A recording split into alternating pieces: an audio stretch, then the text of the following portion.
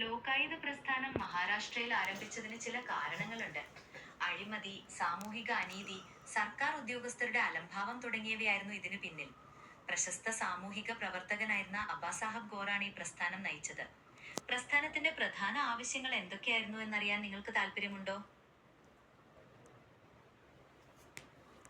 അഴിമതിക്കും സാമൂഹിക നീതിക്കും എതിരായ ഒരു മുന്നേറ്റമായിരുന്നു ലോകായുധ പ്രസ്ഥാനം. അഴിമതിയെ തുടച്ചു നീക്കുക, സാമൂഹിക നീതി ഉറപ്പാക്കുക, സർക്കാർ ഉദ്യോഗസ്ഥരുടെ അലംഭാവത്തിനെതിരെ നടപടിയെടുക്കുക എന്നിവയായിരുന്നു ഇവരുടെ പ്രധാന ആവശ്യങ്ങൾ. ഈ ആവശ്യങ്ങളെക്കുറിച്ച് നേടിയെടുക്കാൻ വേണ്ടി അവർ വിവിധ പ്രവർത്തനങ്ങളും നടത്തി. നിവേദനങ്ങൾ സമർപ്പിക്കുക, പ്രകടനങ്ങൾ നടത്തുക, യോഗങ്ങൾ ചേരുക എന്നിവ അവയിൽ ചിലതായിരുന്നു. പ്രസ്ഥാനത്തിന്റെ പ്രവർത്തനങ്ങളെക്കുറിച്ച് കൂടുതൽ അറിയാൻ നിങ്ങൾ ആഗ്രഹിക്കുന്നുണ്ടോ?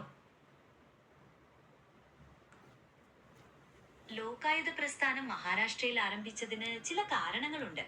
അഴിമതി, സാമൂഹിക അനീതി, സർക്കാർ ഉദ്യോഗസ്ഥരുടെ അലംഭാവം തുടങ്ങിയവയായിരുന്നു ഇതിനു പിന്നിൽ. പ്രശസ്ത സാമൂഹിക പ്രവർത്തകനായിരുന്ന അബാസാഹബ് ഗോറാണ് ഈ പ്രസ്ഥാനം നയിച്ചത്. പ്രസ്ഥാനത്തിന്റെ പ്രധാന ആവശ്യങ്ങൾ എന്തൊക്കെയായിരുന്നു എന്നറിയാൻ നിങ്ങൾക്ക് താല്പര്യമുണ്ടോ? ലോകായുധ പ്രസ്ഥാനത്തിന്റെ പ്രവർത്തനങ്ങൾ എന്തൊക്കെയായിരുന്നു എന്നറിയാൻ ഞാൻ ആഗ്രഹിക്കുന്നു. അവർ ഏതൊക്കെ രീതിയിലാണ് അഴിമതിക്കും സാമൂഹിക അനീതിക്കും എതിരെ പോരാടിയത്?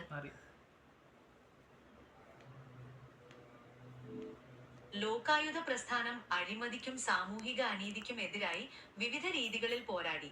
അവർ നിവേദനങ്ങൾ സമർപ്പിക്കുകയും പ്രകടനങ്ങൾ നടത്തുകയും യോഗങ്ങൾ ചേരുകയും ചെയ്തു. കൂടാതെ അഴിമതിക്കാരായ ഉദ്യോഗസ്ഥരെ തുറന്നു കാട്ടാൻ അവർ വിവരാവകാശ നിയമവും ഉപയോഗിച്ചു. ഈ പ്രവർത്തനങ്ങൾ കാരണം പല അഴിമതി കേസുകളും പുറത്തു വരികയും നടപടികൾ എടുക്കുകയും ചെയ്തു.